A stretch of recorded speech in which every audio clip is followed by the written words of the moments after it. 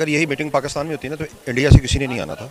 ये हमारा एक जो हमारी वजारत खारजा और हमारी खारजा पॉलिसी कमज़ोर होने का एक सबूत है, जो कि हमें श्रीनगर के अंदर बुलाया जा रहा है। श्रीनगर को तो हमने खुद मुतनाज़ा बनाया हुआ है। आगे खास तौर पे जब वो यूएन गए हैं तो बड़ी टफ लाइन लेंथ उन्होंने ली है। ऑब्वियसली इंडिया की तरफ से भी डॉक्टर जयशंकर ने भी बड़ी टफ लाइन ली है। इनको जाना चाहिए, जाके वहाँ पर बात करनी चाहिए, क्योंकि इंडिया अपनी खारजा पॉलिसी से पूरी दुनिया में राज कर रहा है। इसी तरह पाकिस्तान को भी चाहिए अपनी खारजा पॉलिसी को बेहतर बनाने के लिए हर मुल्क से बात करें। अभी खबर जो है वो ताज़ा खबर है, वो ये है कि पाकिस्तान की तरफ से ये कंफर्म कर दिया गया है, क्योंकि हमारी जो स्पोक्स पर्सन है फॉरेन ऑफिस से मुमताज जहरा बलोच साहिबा, उनकी तरफ से ये कंफर्म किया गया है कि हमारे foreign minister Bilawal Bhutto India जाएंगे मीटिंग।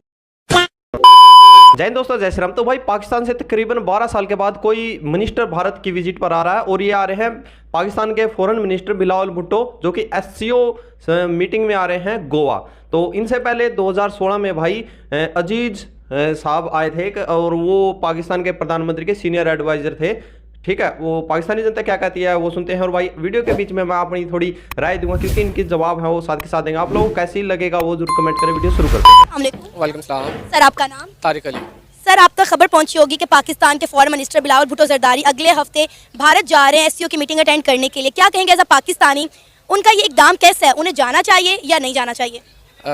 सबसे पहली बात हुई, अगर अल्लाह करे अगर इनकी हुकूमत रही तो जाना चाहिए। अभी जो हालात चल रहे हैं, जो आपको भी पता, सुप्रीम कोर्ट में मामला चल रहा है, जिसकी वजह से 14 मई के इलेक्शन की वजह से हो सकता है कि ये एक हफ्ता तक इनकी हुकूमत चली जाए, आज ही चली जाए, जिस दिन आप मेरा इंटरव्यू कर रहे हैं। अभी शाम तक सुप्रीम कोर्ट ने सबको बुलाया हुआ है। और दूसरी बात, इनको जाना चाहिए, जाके वहाँ पर बात करनी चाहिए, क्योंकि इंडिया अपनी खारजा पॉलिसी से पूरी दुनिया में राज कर रहा है। इसी तरह पाकिस्तान को भी चाहिए अपनी खारजा पॉलिसी को बेहतर बनाने के लिए हर मुल्क से बात करे। जैसे हाँ साहब कहते हैं, बात सबसे होनी चाहिए, दोस्ती सबसे होनी चाहिए, गुलामी किसी की नहीं होनी चाहिए। वहाँ जाएं, उनसे बात करें। ये जो मुसलमानों पर वहाँ पर जुल्म हो रहे हैं, इस बारे में बात करेंगे। अगर हम यहाँ बैठे रहे, हम यही सिर्फ ये मीडिया पे कहते रहेंगे जो उधर जुल्म हो रहा है और वो मुसलमान बेचारे कहते रहेंगे, तो ऐसा कुछ भी नहीं होगा। कौन है ये लोग,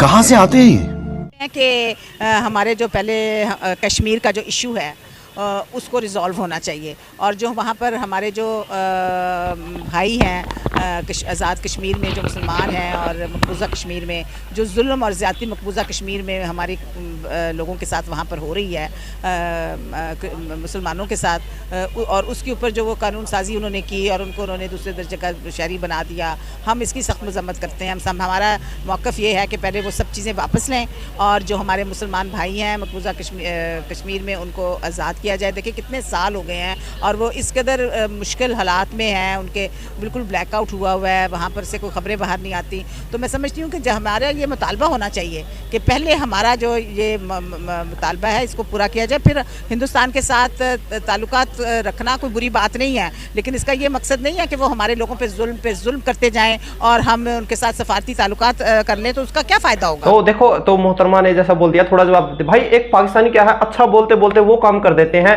यानी कि भाई जो टॉयलेट के दरवाजे पर जाते हैं अंदर नहीं जा पाते, बाहर ही कर देते हैं। यानी कि अच्छा बोलते बोलते तुरंत उसमें कश्मीर घुसा देते हैं। कश्मीर की बात कर ले, 1990 के दौरान जो कश्मीरी पंडित थे 12 लाख से 14 लाख के तकरीबन वहां पर थे, जिसमें भाई 10 लाख कश्मीरी पंडितों ने माइग्रेट कर दिया था, और जो 2 लाख से 4 लाख उस टाइम बचे थे, उनमें से भाई 30 से 80% मार दिए गए थे, और तकरीबन 10,000 है उनको हिंदू से इस्लाम कन्वर्ट करा दिया गया था। तो भाई ये ज्यादती नहीं है, तो भाई साहब इससे बड़ी ज्यादती क्या हो सकती है? आप लोग कमेंट करें, आगे वीडियो देखते हैं।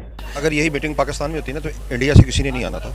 ये हमारा एक जो हमारी वजारत खारजा और हमारी खारजा पॉलिसी कमज़ोर होने का एक सबूत है, जो कि हमें श्रीनगर के अंदर बुलाया जा रहा है। श्रीनगर को तो हमने खुद मुतनाज़ा बनाया हुआ है कि वहाँ पर वो मकबूजा है। तो अगर हम खुद जाके उनको, इसका मतलब कि हम वहाँ पर जा रहे हैं, हम उनको तस्लीम कर रहे हैं, हम तो उसको बाइकाट करना चाहिए था कि श्रीनगर तो एक वो जो है एक मकबूजा है और उसका मुतनाज़ा चल रहा है, किसी और मुल्क में हो जाता, वो वहाँ पे जाना चाहिए था उनको। कह रहे हैं कि यहाँ पर डिफरेंट ममालिक से वज़ीर ख़ारजा आए हैं और इस मीटिंग में जो है काफ़ी बातचीत की जाएगी, हर एक चीज़ को देखा जाएगा। तो पॉसिबिलिटी है कोई पाकिस्तान के हवाले से भी बातचीत?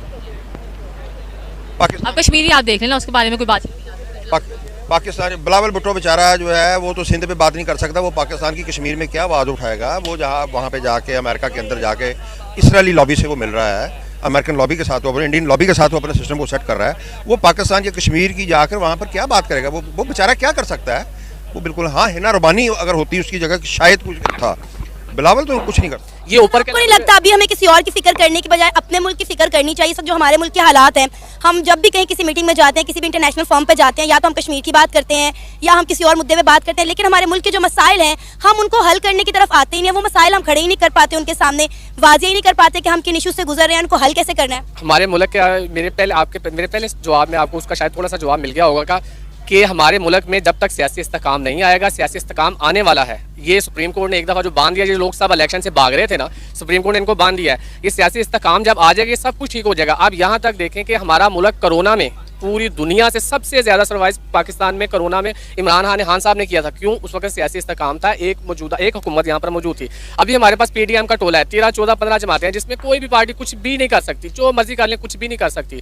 और दूसरी बात यही कि मैं जो कह रहा हूँ कि इंडिया ने अपनी खारजा पॉलिसी की वजह से हर इकदाम को सब कुछ किया। उन्होंने अपनी मैशियत बेहतर की खारजा पॉलिसी की वजह से। उनकी अमेरिका के साथ दोस्ती ऐसी है, फिर भी उन्होंने रूस से तेल लिया, हालांकि वो उनको मना करते रहे, हम पाकिस्तानी हो गए। अब आके हमने ये फैसला किया, हमने बहुत देर कर दी, 1 साल। इंडिया पिछले 1 साल से फायदा ले रहा है, हम उसके बारे में अब सोच रहे हैं। ये हमारी नाकिस खारजा पॉलिसी की वजह से है। तो भाई जो भाई साहब ने बात करी है, एक बार बात कर लेते हैं। यानी कि ये बात करें हैं जो खारजा पॉलिसी, यानी कि भाई जो इमरान खान को लिए ये बोल रहे हैं अच्छी अच्छी बातें, तो जो ट्रेड है ना, और ये खारजा जो उर्दू का शब्द है भाई बोलने जा रहा, तो जो इनका नाश किया हुआ है इमरान खान का, क्योंकि 2019 में इमरान खान ने ट्रेड बंद कर दी थी, और जो भारत ने 370 हटाया था कि भाई हम भारत के साथ अभी ट्रेड नहीं करें। उसी ट्रेड की वजह से आज पाकिस्तानी भूखे मरे हैं, क्योंकि जो कश्मीर के भारत के साथ जो ट्रेड बंद की थी कश्मीर 370 हटने की वजह से, तो उसी की वजह है। वीडियो आगे देखते हैं।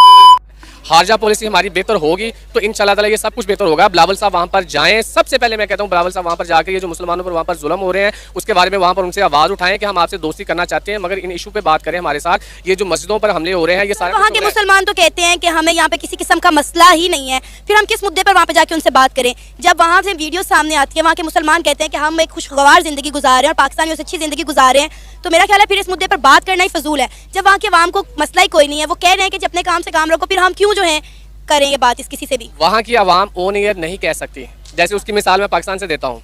हमारे पाकिस्तान में सब क्या कहते हैं, हुकूमत कोई और करता है, एस्टेब्लिशमेंट फौज करती है, मगर हम मुंह पे नहीं कह सकते। हमारे इलेक्ट्रॉनिक्स मीडिया टीवी पे आके भी नहीं कह सकता कि ये हुकूमत फौज कर रही है, ये सारे मामला जो चल रहे हैं। अब खान साहब ने जो इल्ज़ाम लगाए हुए हैं उनका पर्चा क्यों नहीं कर सका? उन्होंने DG का नाम लिया, 2-3 जो है वो मैं यहाँ पे नाम शायद आप भी ना चला सकें, उनके नाम लिए हुए, जिसकी वजह से वो नहीं हो रहा। इसी तरह वो बेचारे ऑन कैमरा आके नहीं कह सकते। अब ये देखें ना, पीछे जो 2 MLA कत्ल हुए हैं, जो उन्होंने कत्ल किए हैं सरेआम, जो वहाँ से आ रहे थे, उन्होंने कत्ल करने के बाद जय कृष्णा के नारे लगा रहे हैं, वो इंडिया में ही हो रहा है।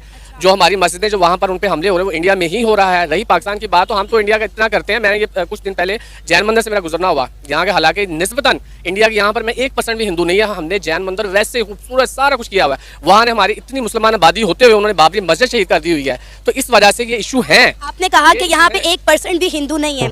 मैं आपसे ये जानना चाहूंगी कि क्या वजह है, जब तकसीम हिंद हुआ तो यहाँ पर बड़ी तादाद में हिंदू कम्युनिटी थी, कहाँ गई वो सारी हिंदू कम्युनिटी? यहाँ लाहौर में नहीं है, वो कराची में है, और कराची में वो अच्छे हैं। आप देख लें, बिलावल भुट्टो साहब उनके साथ दिवाली मनाते हैं, होली साथ जाके मिलाते हैं। हमारे वज़ीर खारजा होके वो वहाँ पर जाते हैं। सिंध में उनको किसी किस्म का कोई इशू नहीं है। ये आप बात भी मान लें कि यहाँ पाकिस्तान में हर अक़लियत महफूज है। इंडिया की बात करें तो उनके दलत वहाँ पर, उनके अपने दलत वो महफूज नहीं है। सिख उनके वो वहाँ पर खालिस्तान आपको वाज़ें आ रही हैं, यहाँ तक कि पूरी दुनिया में हो रहे हैं। इसी तरह वहाँ से खालिस्तान भी निकलेगा इंशाल्लाह ताला। वहाँ के जो मुसलमान हैं इस वक्त दबे हुए हैं वो उठेंगे, मगर उसके लिए सबसे पहले जो आपका टॉपिक है आज का कि हमारी अपनी पाकिस्तान की खारजा पॉलिसी बेहतर होने, तभी जाके हम कश्मीर का मुद्दा उठा सकेंगे अच्छे लफ्ज़ों में, तभी जाके हम इंडिया का मुद्दा उठा सकेंगे अच्छे लफ्ज़ों में, तभी जाके जब आप जैसे गिलगित बल्तिस्तान में आवाज़ें उठती हैं, इंडिया कहता है कि यहाँ पर ये वो है। अगर हमारी खारजा पॉलिसी बेहतर होगी तो ये आवाज़ें कभी भी। मौलाना जी जो बोल रहे थे कि ये बोल रहे थे 2 MLA मारे दिए गए, वो अतीत अहमद के बारे में बात कर रहे थे, और ये बोल रहे थे कि भाई जय श्री राम के नारे लगाए गए। भाई साहब पहली बात तो ये कि जय श्री राम के नारे लगाए हैं, हम इस चीज से नहीं अंदाजा लगा सकते कि भाई वो कत्ल करने वाले हिंदू थे, उनकी मानसिकता कैसी थी क्या, क्योंकि जो 26/11 हमले हुए थे, जो आतंकी आया था उसके हाथ पे भाई कलावा बंधा हुआ था, जो बाद में फांसी भी दी गई थी उसको, मेरा उसको नाम ध्यान नहीं आ रहा है। और रही बात यूपी की बात करूंगा मैं, पिछले 6 सालों में भाई साहब 11,000 से ज्यादा जो क्रिमिनल हैं और पुलिस का आमना सामना हुआ है भाई साहब, जिसमें से 5,000 से ज्यादा क्रिमिनल हैं उनको इंजर्ड किया गया है और 183 को मार दिया गया है। और जहां इसने बोला कि भाई 2 मुस्लिम MLA मार दिए गए थे, तो फिलहाल विकास दुबे का नाम सुना होगा भाई साहब, वो मुस्लिम नहीं था, वो हिंदू था। भाई साहब जो भी क्रिमिनल होगा, हिंदू मुस्लिम सिख कोई भी हो, उसको भाई साहब योगी सरकार है, बाबा की सरकार है, टपका देगी, क्योंकि क्रिमिनल का और आतंकवादी का कोई भी धर्म नहीं होता। आप लोग क्या रहे कमेंट सेक्शन में जरूर लिखें। जय हिंद, जय भारत, जय श्री राम।